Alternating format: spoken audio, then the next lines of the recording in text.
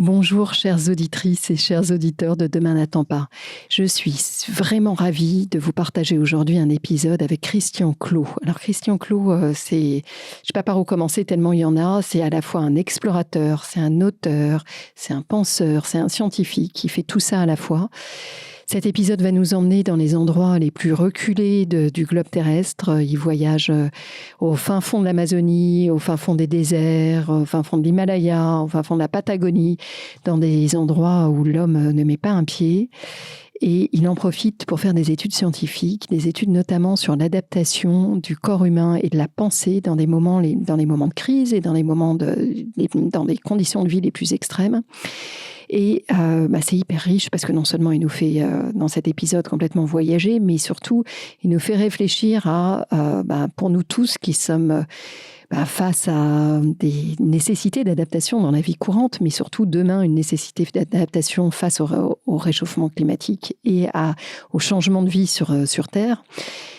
Qu'est-ce qu'on doit faire? Qu'est-ce qu'on doit développer comme compétences? Qu'est-ce qu'on peut muscler pour pouvoir y arriver? Et il nous ramène aussi à des éléments fondamentaux et essentiels que sont le lien à l'autre, notre capacité d'émerveillement, notre capacité à embrasser la peur, parce que la peur fait partie de ce qui nous alerte dans la vie et qu'on doit aller parfois rechercher. Donc ça va être une discussion passionnante. Je vous conseille d'aller jusqu'au bout et puis de voyager avec nous. Et évidemment, comme toujours, si l'épisode vous plaît, de le noter 5 étoiles sur toutes vos plateformes et puis de le faire passer autour de vous. Qui sait, vous allez faire des heureux. À très bientôt. Très bonne écoute. Bonjour Christian. Bonjour. Christian, tu me fais un honneur énorme de venir entre deux expéditions. Donc d'abord, merci à toi de passer un peu de temps avec mes auditeurs de Demain n'attend pas. Je me réjouis. C'est un plaisir. Alors, je te présente en quelques mots et puis après, on va échanger à bâton rompu. Tu es explorateur, mais pas que explorateur d'un nouveau genre, si on peut dire ça. Un explorateur à visée scientifique. À chaque expédition, tu travailles avec l'ENS, l'INRA ou d'autres labos pour développer la connaissance, souvent autour des sujets d'adaptation, enfin depuis un certain nombre d'années, autour des sujets d'adaptation. Donc, comment est-ce que notre corps et surtout notre mental s'adaptent dans des conditions extrêmes ? Et tu fais tout ça in situ parce que tu donnes de ta personne. On te retrouve aux 4 coins du monde. C'est pour ça que je te remercie encore de prendre un peu de temps ici aujourd'hui. Aux 4 coins du monde et souvent dans des endroits qui sont pas très confortables pour l'être humain. Tu vas te retrouver dans des moins 50 degrés ou dans des plus 70, sans parler de l'humidité, sans parler des vents. Donc dans des milieux quand même très hostiles. Et tu vas t'interroger sur la façon... Enfin d'abord, tu vas essayer de survivre là-dedans. Souvent seul, parfois en groupe, on va voir les différences, toujours sans être suivi, c'est-à-dire pas de capacité à communiquer, pas de téléphone, pas de balise, etc. Donc tu coupes les ponts. Une fois que tu es dans ce milieu hostile, il va falloir en sortir. Et puis toujours avec ces analyses de qu'est-ce que ça veut dire, comment on arrive à s'en sortir, quelle trace ça laisse sur ton corps, comment est-ce que comment la prise de décision se fait. Alors évidemment, je suis très contente de te parler aujourd'hui parce que c'est non seulement extrêmement remarquable et ça m'intéresse en tant que tel, mais en plus, ça nous parle à nous tous qui savons qu'on va vers des conditions climatiques qui vont en se dégradant et que tous ces apprentissages de l'adaptation, c'est des apprentissages qu'on va devoir faire si on veut pouvoir continuer en tant qu'espèce humaine à survivre dans un monde qui se réchauffe. Je vais juste le citer rapidement, mais à côté de ça, tu as lancé l'Institut de recherche Human Adaptation Institute qui te permet de faire ces études. Et puis à tes heures perdues, tu es écrivain. Tu as commis quelques livres, j'en ai lu quelques-uns hyper intéressants, on y reviendra. Et tu es directeur d'une collection de BD chez Glénat, où tu nous donnes tu nous permets de rentrer dans la vie des aventuriers d'hier et d'aujourd'hui. J'ai fait un tour complet, Christian, tu veux rajouter quelque chose? Oui, encore... Plein de choses, je suis sûre. La question, ce qui est important, c'est que moi, je suis explorateur-chercheur, donc ça sert à quoi? Ça sert à essayer de comprendre des choses, mais forcément, si on ne les communique pas derrière, c'est plus de l'exploration, c'est juste un truc qu'on fait pour se faire plaisir. Donc évidemment, les livres, les films, et même les bandes dessinées à leur manière, ça préside de cette volonté de partage et de rendre finalement accessible à tout un chacun et tout un chacun puisse comprendre ce qu'on fait. souvent, quand on fait des travaux scientifiques, moi je monte des programmes scientifiques, on publie derrière dans des revues qui sont malheureusement très peu lus, il faut quand même le dire. Et donc les livres et les BD et les films, c'est là pour justement réouvrir un peu cette notion à tout le monde. Oui, parce que, comme tu viens de le dire, hein, souvent la science, participer à la science, ça ne veut pas dire transmettre. Pas transmettre au grand public. Toi, tu t'y attaches. C'est un sujet, je pense que c'est ce qui définit la notion d'explorateur ou d'exploratrice, c'est que ça permet... On doit essayer de faire des petits pas en avant, on essaie de comprendre des choses qui sont peut-être encore un peu obscures. C'est souvent des tout petits pas, hein, mais ces tout petits pas, ils ont quand même leur importance parce que si on les donne pas aux autres, il n'y a pas ce passage de témoin nécessaire pour que les prochaines et les prochains puissent à leur tour faire le petit pas supplémentaire.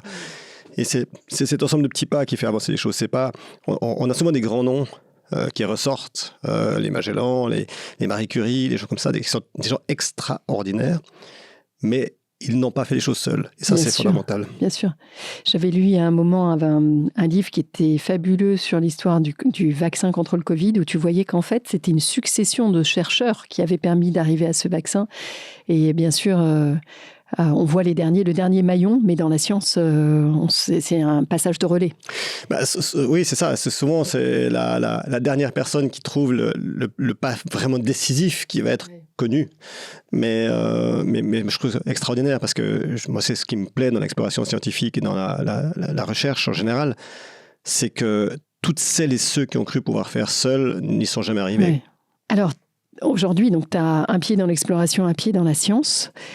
J'aimerais bien comprendre comment tu y es venu, à la fois parce que c'est évidemment très rare de devenir explorateur, donc j'aimerais bien comprendre comment diable ça t'est venu, à quel moment tu t'es dit, en fait, je ne vais pas reprendre les métiers de mes parents, ou rester sur l'autoroute à laquelle l'école me prépare. Et aussi parce que j'ai cru comprendre au détour de lecture d'articles que tu as été un peu fâché avec l'école petit. Comment est-ce que tu as fait justement cette jonction avec la science, qui est quand même très scolaire aussi? Alors justement, je pense pas. Je pense que l'erreur de l'école, c'est qu'elle prépare pas la science. Effectivement, j'ai quitté l'école très tôt. Hein. J'ai quelque part arrêté mes études à 16 ans, après ce qui s'appellerait en France le brevet des collèges. Parce qu'effectivement, l'école ne correspondait pas à mes besoins. Je comprenais pas ce qu'elle me demandait, l'école. Moi, je voulais comprendre des choses. J'habitais dans un petit village suisse, j'avais une forêt autour de moi. Et moi, ce qui me passionnait, c'est d'aller voir ce qu'il y avait dans cette forêt, d'aller voir ce qu'il y avait derrière les arbres. Qu'est-ce qu'il y a au-delà de la colline. Tout ça m'intéressait, tout ça m'attirait. Et en fait, je faisais plein de petites études à l'échelle d'un enfant, soyons clairs. Et ensuite, j'allais à l'école. Et à l'école, on me disait, voilà tout ce qu'on sait. Et moi, j'aimerais qu'ils me disent, voilà tout ce qu'on ne sait pas. Oui, puis le tout ce qu'on sait peut paraître très déconnecté avec ce que tu observes dans la nature. C'est terrifiant. Ouais. C'est terrifiant. Et en fait... j'ai eu très peu de professeurs de femmes et hommes qui ont su me dire, à un moment donné, regarde autour de toi. Et j'avais un professeur qui faisait de l'astronomie, par exemple, et qui, lui, me passionnait parce qu'il ne me racontait pas ce qu'on savait sur le ciel. Il me racontait justement toutes ces notions qui étaient infinies. La génétique me passionnait à l'époque, parce que la génétique, c'était assez, j'allais dire, je mets beaucoup de guillemets, mais assez nouveau. Bien sûr. Dans les années 80, bien sûr. On n'avait pas encore décrypté le génome, on était loin de tout ça. Et ça, je trouve ça génial. Et on nous disait à l'époque, jamais on va le décrypter. Complètement. Aujourd'hui, on le décrypte en quelques heures. Voilà. Donc, tout ça m'a passionné, mais par contre, à côté de ça, le par cœur, cet apprentissage obligatoire, tout ça, j'en étais très loin. Donc, j'ai pas supporté. Donc, j'ai décidé de quitter ça et d'aller vers finalement mes deux passions de l'époque, qui étaient l'aventure, parce qu'à l'époque, je ne parle pas d'exploration, je parle d'aller voir le territoire. Ouais, tu es parti sur la route. Je pars sur la route, je vais en montagne beaucoup, parce que la montagne, c'est un univers fabuleux. J'étais aussi sportif de bon niveau, de haut niveau quand j'étais enfant. Et pareil, j'arrête en même temps que l'école, parce que tout ça me paraît pas tellement constructif pour notre avenir, de vouloir dépasser les autres et d'être meilleur que les autres, juste parce qu'on doit être le meilleur. Tout ça, déjà, me crée un certain problème. Et tu avais beaucoup d'intuition quand même. Tes parents l'encourageaient ? Alors mes parents ne l'encourageaient pas parce que tout ça s'accompagne aussi forcément de pas mal de petites bêtises. Parce que quand on veut sortir des cadres... ça fait peur. Quand je trouve ça très bien chez les autres, mais quand c'est tes enfants, ça fait peur. Mais, et je dis, alors quand je dis qu'ils me poussaient pas à ça, bien au contraire. En revanche, ils m'ont jamais freiné non plus. C'est-à-dire que moi, j'ai eu une chance énorme, parce que je pense qu'on a tous des chances. Quand on réussit ce que j'ai réussi, on ne le fait pas, encore une fois, sans avoir de la chance à certains moments. Il y a toute une construction, on travaille pour ça, mais il faut savoir aussi qu'on a eu de la chance à un moment donné. Moi, ma chance énorme, c'est évidemment d'abord d'être né en Suisse. Faut quand même le dire. Hein. Je veux dire, quand on est au fin fond de certains pays versus la Suisse, il y a quand même un peu plus de choses à la base. Puis d'avoir les parents que j'ai eus. Parce que les parents que j'ai eus m'ont jamais poussé, mais m'ont jamais freiné. Et surtout, je savais, et j'ai toujours su, je le sais encore aujourd'hui, qu'ils sont toujours là. Et que quelque part, que j'ai fait les pires des choses, notamment quand je rentre un jour à la maison, j'ai des billets d'avion pour le Canada, je pars dans 3 jours. Ils auraient pu me dire non. Ils auraient pu me bloquer. Ils auraient pu appeler l'aéroport, enfin la compagnie aérienne, puis dire attendez, bien sûr, il est mineur, on ne donne pas d'accord. Et ils ne le font pas, parce que je pense qu'ils sentent bien que s'ils m'accompagnent, je reviendrai. Et si on entre en lutte, vu l'état d'esprit que j'avais à l'époque, la lutte aurait été très loin. Donc, voilà. C'est une belle leçon d'éducation. Ils te montrent qu'ils ont confiance en toi. Ah oui, c'est une chance énorme. Ils sont là, si tu tombes, ils sont là, ils sont derrière. Donc tu pars sur la route. Donc je pars sur la route, mais de manière raisonnée. C'est-à-dire je fais des petits projets, je vais au Canada, je vais en Norvège, je vais dans des endroits où je peux aller en kayak, en ski poulka. Il faut rappeler que tu as 16 ans à l'époque. Hein. Oui, je ne suis pas très âgé. Ouais. Mais encore une fois, c'est des projets qui sont à ma mesure d'un enfant et d'un jeune adolescent qui, entre 16 et 20 ans, va commettre un certain nombre de trajets, d'expéditions, enfin même pas d'aventures, encore une fois. Oui, c'est des vraies aventures. Tu testes un peu tes limites déjà. Bien sûr, on se teste toi-même. Et à côté de ça, je travaille dans 2 choses. La première, c'est que j'ai intégré un institut qui s'appelle Ecoscan à l'époque et qui travaille sur l'étude d'impact en environnement. Ça me permet de payer mes voyages et mes sortes d'études d'apprentissage personnel. Mais là, j'apprends déjà la notion de la protection de l'environnement. C'est-à-dire qu'entre 16 et 18 ans, j'ai cette possibilité de suivre en fait le développement. En France, ça n'existe même pas à l'époque, de ce questionnement. En fait, quand on veut construire quelque chose, un bâtiment ou autre, quel impact il a ?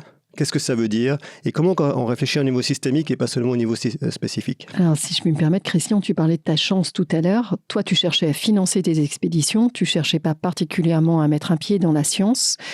Là, c'est une chance, parce qu'en fait, ça t'amène à avoir très très tôt une compréhension des règlements climatiques et des études qui se font autour. Tout à fait. Alors, c'est quand même pas un hasard que j'arrive là. C'est-à-dire que, malgré tout, d'abord, enfant, la notion de la nature a toujours été très présente pour moi. Encore une fois, moi, je suis né dans la forêt, dans un certain sens. Je suis pas Mowgli, hein, mais j'ai ma maison, je sortais de ma maison, j'avais la forêt devant moi, donc... j'ai jamais supporté d'y trouver un déchet, par exemple. Ouais. Comme j'étais un peu extrémiste, j'aurais pu assommer toute personne que j'aurais vu jeter un déchet dans la forêt. C'était insupportable pour moi. Donc en fait, c'est pas pour rien quand même que j'arrive à cet endroit.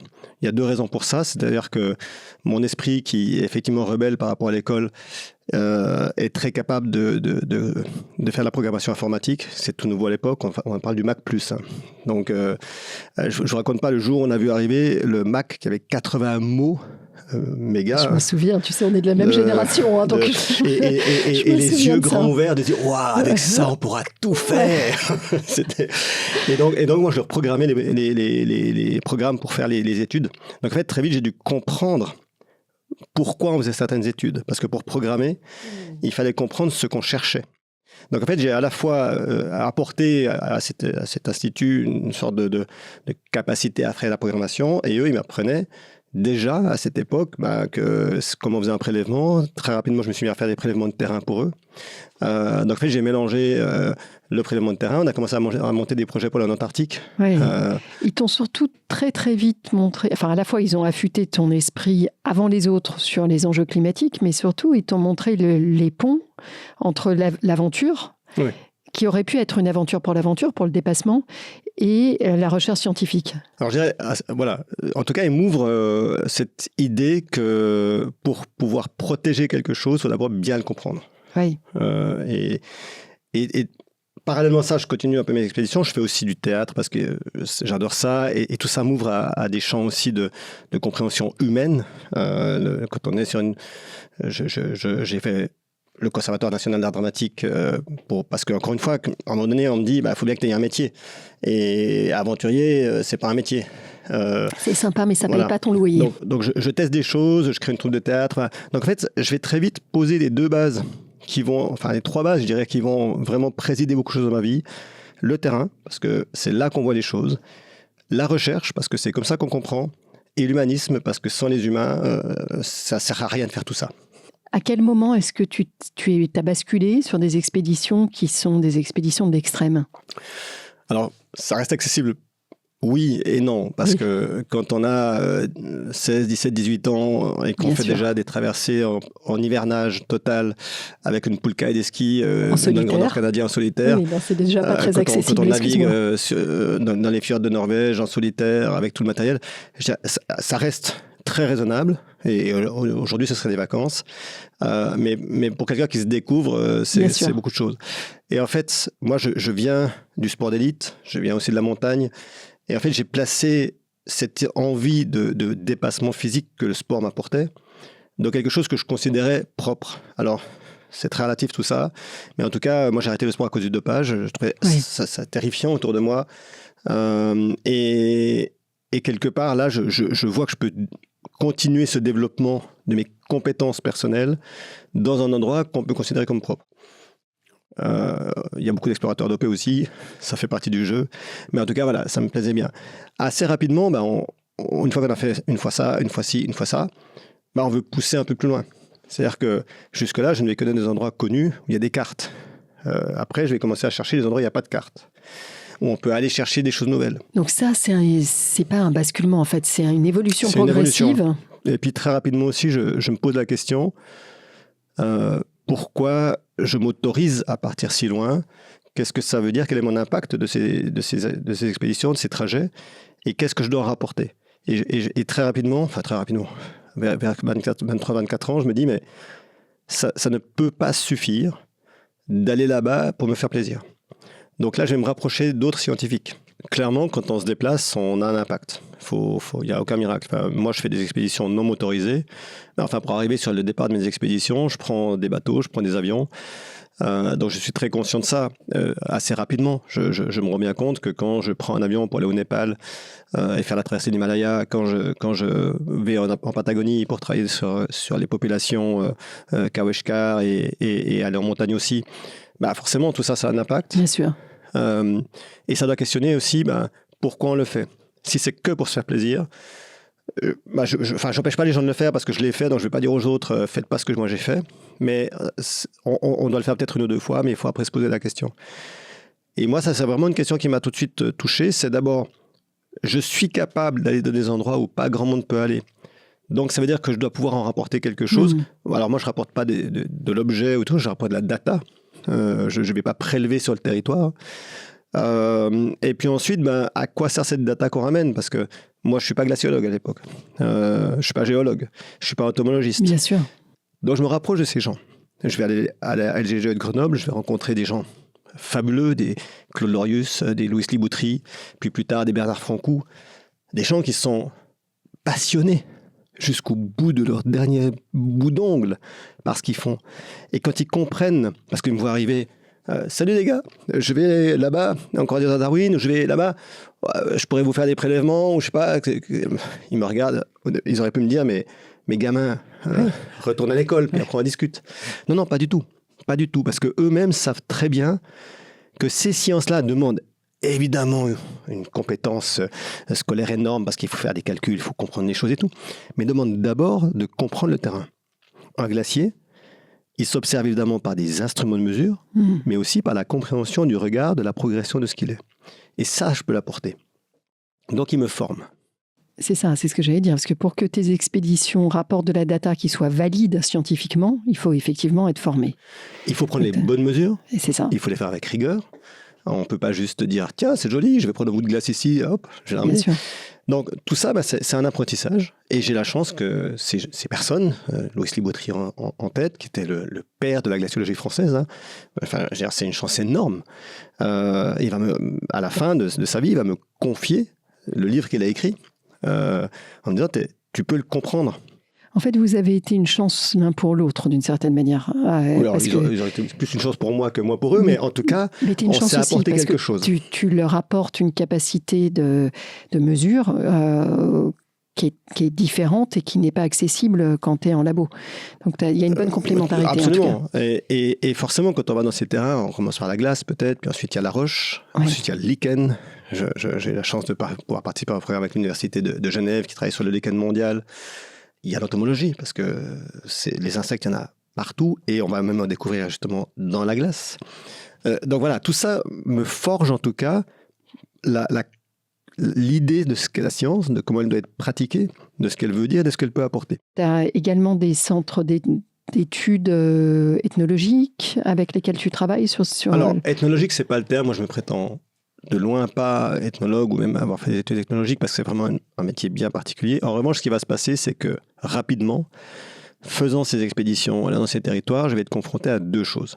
Dans mes propres expéditions, parce que alors, tout ça, évidemment, ça se fait pas seul.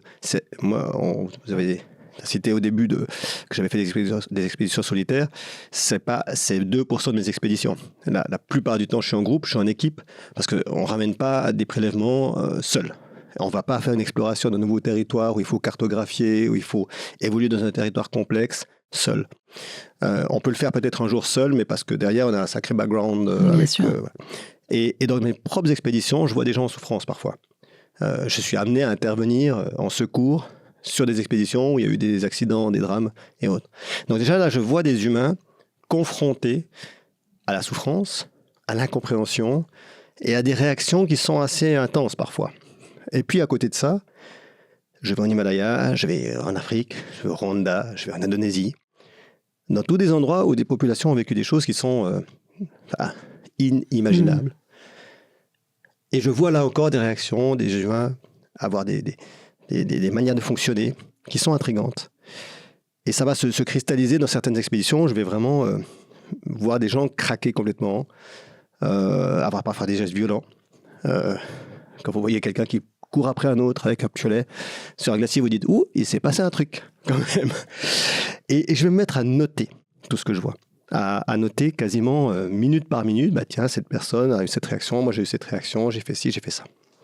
Et ça, en fait, je vais appliquer, entre guillemets, la rigueur que j'ai appris en sciences dures, glaciologie, géologie et tout, à cette sorte de science humaine qui n'en est pas encore une pour moi, qui est plus une observation, parce que je veux pouvoir aider ces gens et je ne sais pas comment faire. Donc je note et je vais, pour aller voir ensuite des psychologues, des psychiatres, et leur dire, voilà, moi j'ai vu ça, qu'est-ce que vous pouvez me dire? Et là, on me répond souvent, ce que tu notes, c'est un peu bizarre. C'est pas tellement, enfin, c'est un peu exagéré. Ça va un peu trop loin. Mais c'est un peu exagéré parce que tu es dans des conditions particulièrement extrêmes que tes psychologues de salon n'ont pas l'habitude de voir. Alors, voilà. En tout cas, et moi, ça m'énerve beaucoup. Enfin, je me dis, alors, il n'y a que deux solutions. Soit ils n'ont pas été confrontés à ça, ils ne comprennent pas ce que je leur dis. Bon. Soit c'est moi qui suis dans un état trop dégradé pour prendre des notes correctes. Et effectivement, j'invente n'importe quoi. Les deux sont possibles. Donc avant de pouvoir affirmer que l'un ou l'autre se trompe, il fallait que j'aille plus loin. Donc je me suis mis à travailler là-dessus, j'ai été lire, moi c'est ma méthode, quand j'ai arrêté l'école très tôt, mais par contre dès que j'ai un problème qui se pose, je vais dans les bibliothèques, je lis les articles scientifiques, j'essaie de comprendre. Je vais m'intéresser beaucoup à un chercheur qui s'appelle Antonio Damasio, on va avoir des échanges écrits tous les deux. Et lui, il va me révéler autre chose. Il va me parler des émotions, du circuit émotionnel. Il va me montrer que, en fait, la théorie, c'est bien joli, mais qu'à un moment donné, les systèmes émotionnels faussent un peu la théorie dans la pratique. Et tout ça va construire ma nouvelle pensée. C'est-à-dire que je me rends compte que travailler pour la glace, travailler pour la géologie, tout ça, c'est super, mais finalement, c'est pas là-dedans que j'ai des vraies compétences. Et puis surtout, il y a des tas de gens qui feront beaucoup mieux que moi. En revanche, là où je peux apporter quelque chose, c'est ce questionnement de comment des humains sont capables de faire face à des situations qui les ont touchés. Alors, merci pour ce long flashback, mais en fait, c'est extrêmement important parce que tu nous racontes comment tu as commencé et comment tu as dérivé. si je peux prendre un mot qui est Oui, c'est ça. imagé, mais comment tu as dérivé des sciences dures, de glaciologie, minéralogie, etc., à l'étude des facultés d'adaptation de l'homme. J'ai commencé vraiment à me questionner sur l'adaptation à partir de 2002-2003. Et vraiment 2004 était le basculement. C'est-à-dire que je vis des choses, Indonésie, je vis des choses en Cordillère de Darwin. Tout ça m'amène à me dire, il y a un vrai sujet. Et je me trompe d'ailleurs au début sur ce sujet. C'est ça qui est intéressant. Alors, on va venir sur tes erreurs. Est-ce que tu peux commencer par nous définir la façon dont tu conceptualises l'adaptation ? Donc l'adaptation, c'est vraiment la capacité de passer d'un état A, où on est en équilibre avec son système, à un état B qui s'est transformé, où on retrouve un nouvel équilibre. Et l'adaptation, plutôt la mécanique adaptative, c'est de passer de cet état d'équilibre à un nouvel état d'équilibre quand le système autour de nous a changé. Soit parce qu'il a changé dans l'absolu, soit parce que nous, on a décidé d'opérer des changements. On l'a décidé ou notre corps l'a décidé, tu vois. Alors, encore une fois, soit c'est subi, entre guillemets, c'est-à-dire qu'il y a quelque chose qui change, je me fais licencier demain, je ne l'ai pas choisi, je suis en déséquilibre, je vais devoir me rééquilibrer. Je décide d'arrêter de fumer ou je décide d'arrêter de manger de la viande. Il y a un moment donné dans ce parcours-là qui va être difficile. On est en déséquilibre, on va devoir se rééquilibrer. Qu'est-ce que tu as observé comme conditions humaines pour pouvoir permettre l'adaptation dans ces conditions particulièrement extrêmes ? Alors, ce qui est intéressant, c'est que dans ces missions-là, je les ai fait à la fois seul pour tester vraiment les limites extrêmes, en poussant au maximum les curseurs, puis je les ai refaits ensuite avec des groupes, mais cette fois en descendant un peu les curseurs. Mais là, donc j'ai pu observer ce qu'un humain seul devait faire pour faire face à ces conditions, puis ensuite ce qu'un groupe devait faire aussi. Il y a deux choses intéressantes là-dedans. C'est que, enfin, il y en a sûrement beaucoup, mais en tout cas, il y a des choses qui m'ont marqué. C'est que quand je me suis trompé au début de mon travail, j'ai placé le curseur de mes recherches sur quelque chose qui était trop simpliste. C'était les crises. C'est-à-dire, j'ai pensé qu'il fallait aider les humains à surmonter les crises. Et qu'on s'adaptait ensuite une fois que la crise était passée. Mais en fait, ça, c'est de la résilience. C'est-à-dire que la crise arrive, il faut faire face et on est capable ou pas capable de le faire. Et le problème des crises, c'est qu'elles ne révèlent que des instantanéités et c'est pour ça que les héros existent dans les crises parce que finalement, dans une crise, les choses sont faciles. Je vais m'expliquer, parce que les gens qui vivent des crises ça paraît parfois assez sont pas tout à fait d'accord avec moi. contre-intuitif. Mais quand il y a une vraie crise, généralement, il n'y a pas 15 000 solutions. Il y a une direction. C'est-à-dire si vous avez une avalanche qui tombe, vous comprenez bien que vous pouvez crier « On va tous à droite !» et que personne ne va vous dire « Oh, attends, 2 secondes, on s'assoit, on discute. » Non, il y a une crise, je réagis. Et là, la personne qui réagit le mieux sera le héros de l'histoire. Le vrai sujet de l'adaptation et le vrai sujet de nos sociétés aujourd'hui, c'est justement d'être capable de maintenir un système lorsque tout va bien. Parce que c'est là que finalement les choses se délitent. C'est là que tout d'un coup les choses, ou en tout cas que les choses sont peut-être un petit peu négatives, mais pas trop. Parce que là, tout d'un coup, en fait, il n'y a plus cette possibilité d'être le dictateur de l'histoire où je vais crier « On va tous à droite !» Et les gens oh, pourquoi tu me dis « On va tous à droite ?» Attends, on va en parler. Et vous avez raison, on a le temps d'en parler. Et en fait, quand les gens commencent à avoir du temps pour passer dans un certain nombre de réflexions, en fait, chacun va se construire ses convictions. Et ensuite, la question, c'est comment est-ce qu'on rassemble ces convictions pour faire quelque chose de commun. Et ça, c'est intéressant parce que c'est beaucoup plus complexe de maintenir un groupe quand les choses sont faciles que de maintenir un groupe quand il y a la crise. T'es parfaitement d'actualité. On est parfaitement d'actualité. Alors, on a quand même des petites crises aujourd'hui, des crisettes en tout cas. Et donc, ce que je constate dans ces missions extrêmes, c'est que les moments les plus difficiles, les plus violents, c'est vraiment les temps d'attente. Quand je suis en Iran, par exemple, je suis dans le Dartelout. Alors, il fait 58 degrés à l'ombre, donc 70, 75 effectivement en plein soleil. C'est terrifiant. Pendant que je progresse le matin très tôt, quand il fait frais, il fait seulement 35, 38 degrés. Puis ensuite, ça monte très vite à 45, puis 50, puis 58. J'ai une action, j'ai un but, j'ai un regard, j'ai un chemin, et je suis capable de le maîtriser. Et puis ensuite, on arrive à ce moment où je dois monter mon camp, c'est-à-dire je monte une sorte de tarpe qui me protège, qui me fait un petit peu d'ombre, et je me mets dessous. Et là, je vais attendre. J'ai 8 à 9 heures d'attente, où je peux rien faire. Je suis allongé par terre, j'essaie de lire, mais c'est tellement horrible quand il fait 58 degrés, votre cerveau il ne connecte plus au niveau neuronal. Donc j'essaie de lire un livre, je lis la première ligne, mais vraiment, je ne vois pas. 5 jours de suite, je lis la même ligne, je ne la comprends toujours pas. C'est terrifiant. On est complètement dans... Et là, c'est là que je rends compte que je suis dans un état de démuni et d'incapacité profonde. Et comment je m'adapte à ça ? Comment je m'adapte à quelque chose sur lequel j'ai aucune prise, sur lequel j'ai aucune action possible ? Il n'y a plus qu'une seule chose qui va compter, c'est mon cerveau, ma capacité mentale. Et donc l'adaptation, contrairement à ce qu'on entend souvent, c'est bien sûr un peu du corps, mais le corps, il s'adapte très peu, il s'acclimate beaucoup, mais il s'adapte très peu. Et tout ce qu'on peut faire vraiment bouger, c'est le cerveau. Et donc c'est vraiment dans toutes ces missions-là, alors c'est celle-là, puis celle d'avant, puis celle d'après, où je comprends que vraiment on doit questionner la compétence cognitive de l'adaptation, beaucoup plus que la compétence physiologique, et a fortiori derrière, puisqu'on parle de cognition et de mental, la société et le système collectif.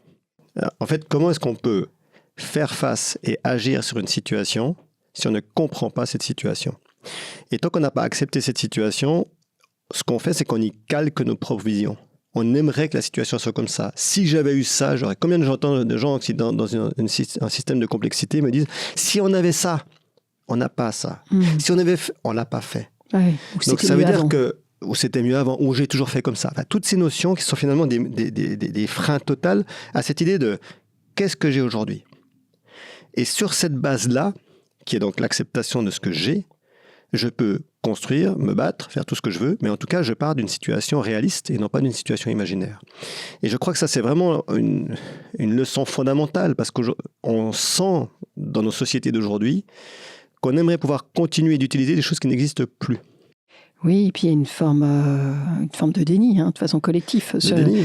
Je pense que même si, pour le coup, le réchauffement climatique est communément admis, il y a un déni sur la situation, la réalité de la situation telle qu'elle est et vers laquelle on va. J'ai pas envie de dire que c'est un déni. Je sais que tout le monde aimerait que ce soit un déni, mais je ne crois pas que c'est un déni. Je crois que c'est une compétence cognitive liée à nos systèmes sensoriels et émotifs qui fait que, encore une fois, tant qu'on n'a pas été touché dans nos systèmes sensoriels et émotifs, on a beaucoup de mal à comprendre une situation. Je vais te donner un exemple tout simple. On vient de faire une grosse étude sur la chaleur. Avant qu'ils fassent les canicules de cet été, si on demandait aux gens est-ce que vous aimez la chaleur, ils nous disaient oui, j'aime la chaleur. Bien sûr. Ça, on a un pourcentage gigantesque. Bien sûr. Vous êtes pendant la canicule, on repose la même question. Les gens nous disent oh, je n'aime pas la chaleur. Bien sûr. Et vous sortez de la situation, vous attendez 2 semaines, vous demandez aux gens est-ce que vous aimez la chaleur. Oui, j'aime la chaleur. Est-ce que la chaleur est associée aux vacances ? Voilà. Bien sûr. Et donc, la réalité, c'est qu'il est très difficile de comprendre vraiment une situation et ses risques, donc on n'est pas sensoriellement touché. C'est pour ça qu'on essaie de développer, nous, des choses qui touchent les gens. Mais en fait, quand on dit c'est du déni, c'est vrai que c'est du déni, mais en fait, on n'apporte pas de solution quand on dit ça. Moi, je veux dire, OK, vous n'avez pas compris. Vous avez intellectuellement intégré qu'il y avait un problème, mais vous ne l'avez pas compris dans votre chair. Donc, on doit vous aider maintenant à faire ce parcours. Encore une fois, moi je viens d'un endroit où les questions climatiques et environnementales, on me les enseignait quand j'étais enfant, donc j'ai suivi tous les travaux, j'ai eu cette chance de suivre les écrits, la création du GIEC, les premières COP, tout ça, moi j'ai été le témoin, entre guillemets, direct, et ensuite les tentatives diverses et variées d'informer au travers des rapports, puis ensuite de faire peur, très peur même, c'est foutu, si on fait pas ça, tout est mort, et puis ensuite de vouloir faire rêver avec les Natures Bertrand qui t'amènent des tas de belles images et tout ça. Donc j'ai suivi vraiment tout ça et toutes ces tentatives nobles, parce que chacune et chacun à sa manière essaye de faire prendre conscience. Et il faut quand même le dire, avec un peu de succès, parce que quand même rien n'a été fait, il ne faut pas dire le contraire, mais pas le succès escompté. C'est-à-dire qu'on voit bien que malgré tout, sur la quantité de gens qui ont été touchés par Yana Bertrand et ses photos, par les groupes qui disent c'est foutu, et ainsi de suite, le nombre de gens qui ont vraiment changé, c'est très faible. Et j'ai toujours eu l'impression qu'on ratait quelque chose, mais j'arrivais pas à mettre le doigt dessus, comme tout le monde. Et c'est vraiment au travers de mes expériences scientifiques et des recherches qu'on mène depuis maintenant pas mal d'années que ça a été une sorte d'évidence qui s'est imposée à moi. C'est-à-dire que si informer permet de comprendre une situation, ça ne permet pas de changer de comportement. Il n'y a pas le déclencheur émotionnel pour changer de comportement. Nos décisions, elles sont toutes basées sur les émotions. Ça, c'est un débat qui est terminé maintenant. Il y a eu ce débat neuroscientifique où est-ce que c'est les émotions, est-ce que c'est le système froid, le système 1, machin, qui dit bam, bam. Non. On a des émotions, sur cette émotion, on base nos décisions. Donc ça veut dire que si on veut baser une décision de transformation, il faut que les émotions vécues soient des émotions transformantes. Et quelles sont les émotions transformantes les plus puissantes ? C'est ce qu'on ressent dans notre chair. Donc c'est vraiment ce schéma qui m'a amené à me dire, OK, il faut continuer d'informer, nécessairement. Il faut continuer de... Moi, j'ai écrit des livres, j'ai fait des films en me disant toujours ah, mais c'est bien, ça va faire changer les gens. Non. Parce qu'ils sont lus et vus par des gens qui sont déjà concernés par le sujet. Mais même pas, parce que comme, par exemple, si vous prenez Au cœur des extrêmes ou même Explorer demain, ça raconte d'abord des histoires d'expédition, d'aventure. Puis dedans, je plaçais des choses en me disant ah, mais comme ils lisent mes aventures, ils vont aller comprendre le reste, c'est super. Et c'est vrai pour quelques personnes. Et puis, il y a cette évidence qui est venue de la décision via des émotions. Certaines, et les émotions les plus fortes viennent de nos sensorialités. Donc, il faut créer la sensorialité. Il faut créer le sentiment, l'émotion. Et donc, j'ai effectivement voulu développer cette chambre climatique mobile qui s'appelle le Climate Sense, que l'Institut Human Adaptation Institute a été d'accord de développer. Et franchement, c'était pas cool pour mon institut parce que nous, on fait de la recherche, on fait des expéditions, on fait des travaux. Puis là, je leur dis, on va développer un camion. Il va falloir prendre un smear-morgue, apprendre ce que c'est qu'un smear-morgue. Enfin bref, rien à voir avec notre métier. Autant dire que ça a demandé à chacun de l'Institut de faire un sacré pas de côté, une sacrée adaptation. Mais je sentais que c'était là qu'il y avait quelque chose à faire. Et ça s'avère terriblement vrai. C'est la première fois de ma vie et vraiment, ça fait des années que je travaille sur ces sujets. Et je crois que c'est admis par quasiment toutes les personnes qui l'ont testé et les personnes autour qui travaillent sur ces sujets. C'est la première fois qu'on voit un tel niveau de modification comportementale suite à une expérience. Je comprends. Par curiosité, tu as emmené des comités de direction dedans, des politiques dedans, tu vois, des investisseurs dedans, c'est-à-dire ceux qui font partie de la population, qui peut participer activement à ce changement. Alors, c'est principalement des entreprises qui nous font venir le camion, donc la chambre climatique. Donc, effectivement, il y a quand même pas mal de responsables d'entreprises, d'entreprises à différentes échelles qui testent cette aventure. Je dirais que, très clairement, on n'a pas encore mis les bonnes personnes dedans. Il y a quelques politiques qui l'ont fait. Et je les remercie infiniment parce que c'est rare encore. Donc là, on va vraiment mettre la vitesse supérieure. On n'est pas financé pour ce projet, donc on ne peut pas faire tout ce qu'on veut, mais on a décidé qu'on allait lancer une grande opération pour y mettre nos maires, nos députés, nos sénateurs, nos représentants politiques, jusqu'au président si nécessaire. Et pour ça, on va lancer d'ailleurs un financement participatif, parce qu'on se rend compte que ces personnes-là doivent comprendre de quoi on parle.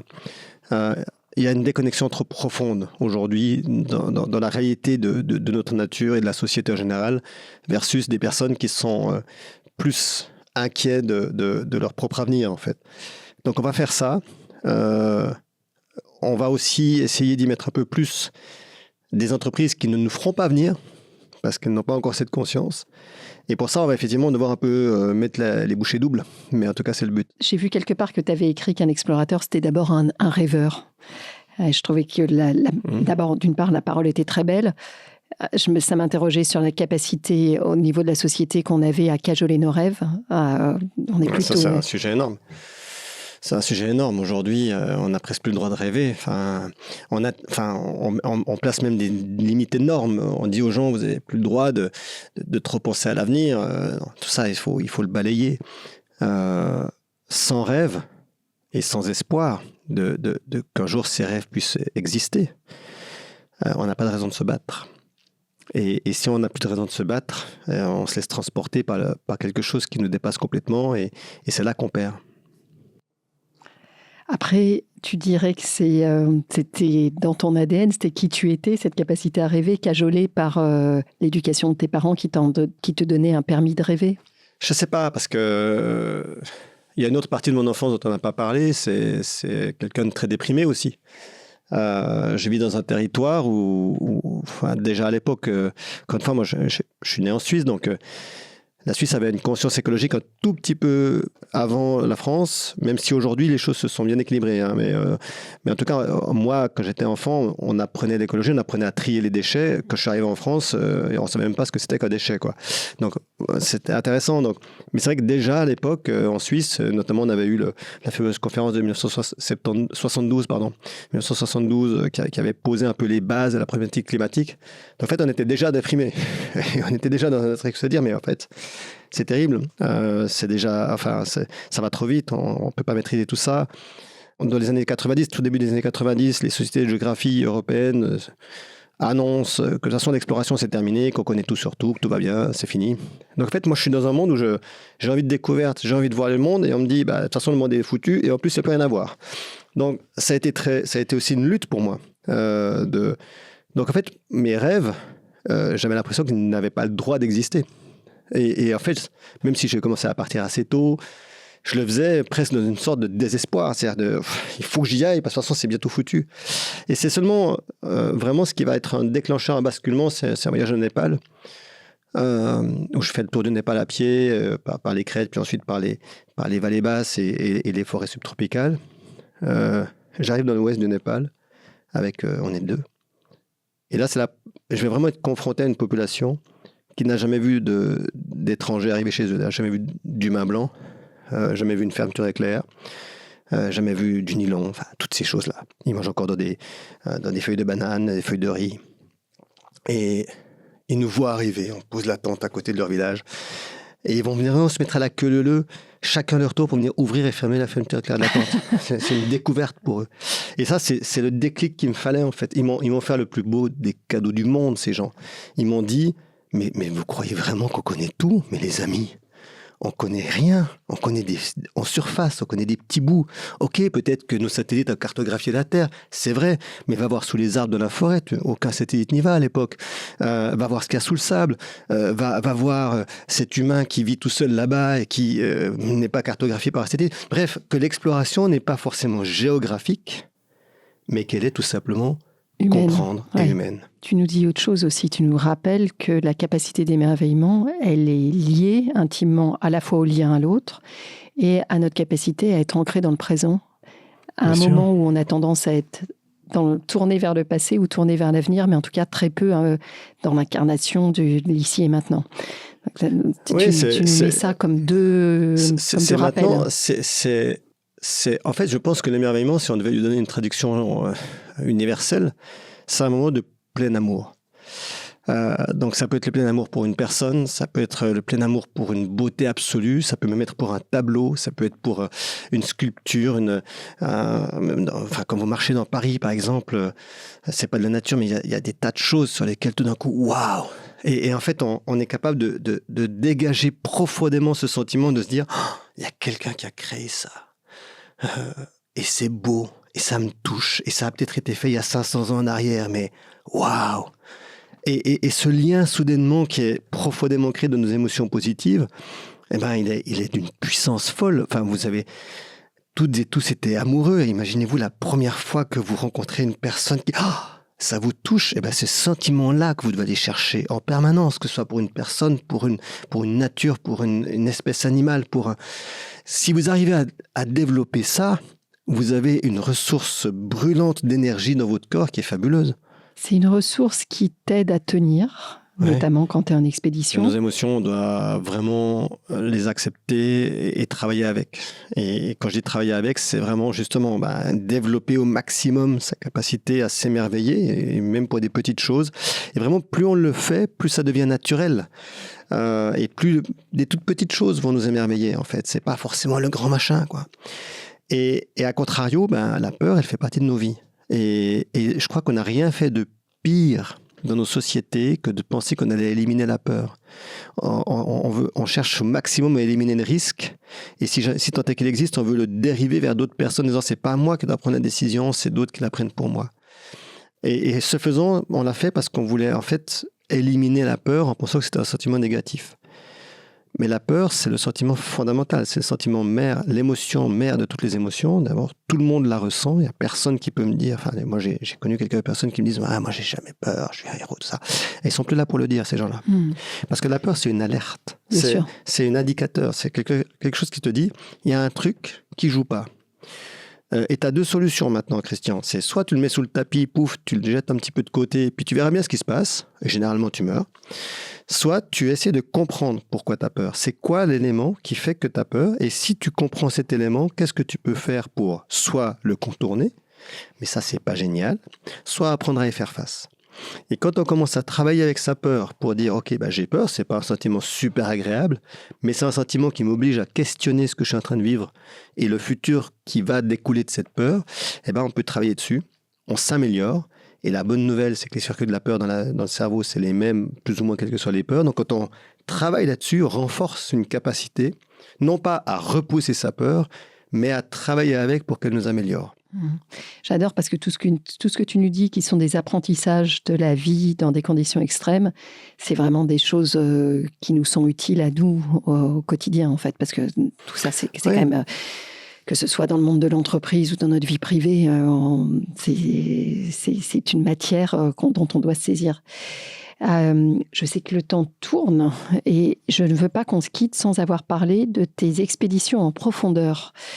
Est-ce que tu peux nous raconter ce que tu recherches en emmenant des groupes de, si j'ai bonne mémoire, une vingtaine de personnes? Alors ça, c'est une mission Deep Time. Effectivement, on s'enferme dans une grotte pendant une quarantaine de jours sans aucun accès à l'information temporelle. Donc plus de lumière, du soleil, plus de montres, plus tout ça, plus les écrans, plus la communication. Bref, on est isolé complètement. Donc c'est un isolement sensoriel par rapport au monde extérieur. Ce qu'on cherche, c'est... Alors on cherchait plusieurs choses. La première chose qu'on essaie de comprendre, c'est d'abord comment le cerveau comprend le temps, la temporalité. C'est quelque chose qui n'est pas très connu, pas très compris encore. Et en fait, en coupant les informations temporelles, on pouvait aller observer vraiment cognitivement, grâce aux IRM, un peu plus spécifiquement ce qui se passe dans le cerveau. Et puis, comment se génère une société lorsqu'on lui coupe ce qui fait... Toute notre société est basée sur le temps aujourd'hui. On se donne un rendez-vous, on s'est donné rendez-vous, je suis arrivé, on s'est dit qu'on allait parler pendant 1 heure, 2 heures. Tout est paramétré par le temps. Quand on coupe ça, comment est-ce qu'on fait société? Donc c'était les premières recherches. Donc ça, on les a fait, mais en faisant cette recherche, il y a autre chose qu'on a découvert qui est peut-être encore bien plus important. On avait évidemment, moi j'ai paramétré cette recherche en me disant, waouh, je vais mettre des gens dans une grotte, enfermés, il va faire 10 degrés, 100% d'humidité. Volontairement. Volontairement, bien sûr, mais enfin quand même dur, quoi. Enfin, c'est pas évident. Avant nous, il y avait des gens qui l'avaient fait en solitaire. Pratiquement tout le monde avait subi des dépressions, des moments difficiles. Enfin bon. Donc je me dis, ouais, c'est quand même un enjeu, quoi. Et puis, je mets cette équipe dans la grotte, je me mets avec eux, évidemment. Et au bout de quelques jours, alors tous les 3 jours, 3 cycles pour nous, ils parlent à une petite caméra, tout seuls, puis ils racontent ce qu'ils vivent. Ça fait partie de nos études, on a plein d'autres protocoles, mais celui-ci m'intéresse bien parce que c'est vraiment l'émotion directe que les gens nous partagent. Et il y a des mots qui commencent à ressortir, le mot liberté, le mot apaisement. Ce qui peut paraître curieux à un moment où tu es quand même un peu emprisonné sous terre. Et les mots imaginaires, les mots projection mentale. Et vraiment ce mot liberté. Je dis, mais les gars, vous êtes enfermés dans une grotte à clé, il fait 10 degrés, 100% d'humidité. Qu'est-ce que tu leur as donné comme champignon? Et tu me dis, je suis libre. Ça ne marche pas, ça ne fit pas. Enfin, il y a un truc. Donc, et ça, évidemment, nos hypothèses, quand on fait de la science, on pose toujours une hypothèse et puis on essaie de vérifier cette hypothèse. Ça, évidemment, on n'avait pas posé comme hypothèse. Et donc, ça nous a obligés à questionner, mais pourquoi cette équipe a pu se sentir libre, apaisée, réfléchie avec de l'imaginaire nouveau. Et en fait, ce qu'on découvre, c'est que soudainement, au-delà d'avoir enlevé le temps, on a aussi enlevé la quantité phénoménale des injonctions temporelles qu'on reçoit au quotidien, à savoir tous les sons, les bruits, donc les lumières, les demandes, les publicités, les réseaux sociaux, les mails, les machins, les trucs, enfin bref. Quand on regarde bien sur une journée aujourd'hui d'un humain lambda et a fortiori dans une ville comme Paris, c'est considérable la quantité d'informations que reçoit un cerveau. Or, un cerveau, il n'est pas initialement capable de juger et de préjuger de l'intérêt d'une information. Donc, quand une information arrive, il doit la traiter. Quand vous avez un bip sur votre téléphone portable, les gens me disent « Ah, mais c'est qu'un petit bip, c'est pas grave. » Ben non, le cerveau, il ne sait pas que c'est qu'un petit bip. Il entend un bip, il se dit « Ouh là là, qu'est-ce que c'est ce petit bip? Est-ce que c'est ma banque qui m'avertit quand je viens de me faire pirater et que j'ai plus un sou sur le compte en banque? Est-ce que c'est ma maman qui me dit « Faut que tu me rappelles très vite, mon chéri ?» Et puis en fait, c'était pour qu'on se voit ce soir. Ou est-ce que c'est simplement une publicité parmi d'autres? Mais avant de savoir ça, le cerveau, il va traiter l'information. Et quand on accumule tous ces traitements d'information, on arrive à une fatigue cognitive qui est majeure. Et aujourd'hui, les gens sont fatigués cognitivement, ils sont submergés d'informations, et donc ils ont cette sensation de ne plus avoir la maîtrise de leur temps. Alors, je vois bien, c'est ce qu'on appellerait l'infobésité, d'une certaine manière. Oui, tout à fait. Mais c'est vrai que c'est étonnant que ça t'amène à te sentir soulagé quand tu es prisonnier sous terre, même prisonnier volontaire. Et ça dit beaucoup de l'état de fatigue, de burn-out en fait, collectif qu'on a dans cette société. Oui, ça dit en tout cas, ça nous a montré, ça nous a mis le doigt sur le fait que quand on coupe tout ça, le cerveau après un temps d'ajustement, de dire, oh, il me manque un truc. Ah tiens, en fait, c'est chouette. Ah bah, en fait, c'est super, je peux de nouveau commencer à réfléchir. Je peux de nouveau commencer à imaginer des choses. Et on voit vraiment que les zones de l'imaginaire, que la volonté de la projection, que les projets, tout ça se redéveloppe. Et ça, c'est fabuleux à voir. Parce que ça veut vraiment dire que, oui, il y a un petit souci quand même dans notre monde d'aujourd'hui sur la quantité d'informations, mais que très rapidement, en coupant ça, on régénère nos cerveaux. Je crois que moi, j'invite vraiment tout le monde à se poser 5 minutes et à se dire, qu'est-ce que je peux, dans mon quotidien, réduire, couper ou autre, notamment sur les téléphones. Est-ce que je peux décider d'enlever toutes les notifications? Est-ce que j'ai le droit de ne pas lire tous mes mails? Voilà, on doit se poser cette question et j'invite aussi les patrons d'entreprise à se poser la question de comment ils utilisent les mails. Est-ce qu'on est obligé d'avoir des boucles de mails où tout le monde est mis en boucle? Enfin, toutes ces choses-là qui finalement sont peut-être pas si indispensables. Certainement. Christian, on a balayé pas mal de tes sujets, de tes rêves et tes sujets de prédilection. Quel est le prochain? Qu'est-ce qui te trotte dans la tête aujourd'hui pour une prochaine expédition? Alors, je dirais quand même que cette notion du temps, elle est vraiment sujette aujourd'hui pour moi de manière extrêmement importante parce que plus je travaille dessus, plus je vois que c'est un enjeu majeur de nos sociétés. Je suis pas loin de penser aujourd'hui que pratiquement tous les sujets qui nous touchent, que ce soit le climat, les problèmes de l'environnement, les problèmes de la technologie et tout ça, sont liés et se résolvent par le temps. C'est-à-dire que la décision de reprendre la maîtrise de notre temps. Donc vraiment, c'est quelque chose sur lequel je vais beaucoup travailler.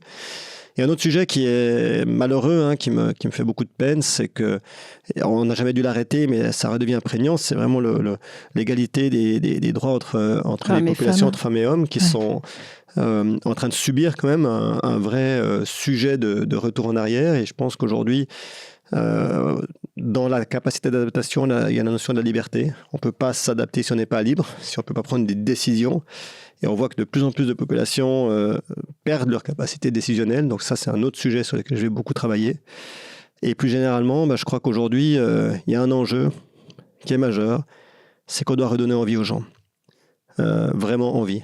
Envie d'un futur, envie de le construire. Et qu'on doit peut-être arrêter de... Certes, il y a des grands enjeux, certes, il y a des dangers, certes, peut-être qu'on ne fait pas les bonnes choses, mais ce n'est pas en disant aux gens que c'est foutu qu'on va y arriver.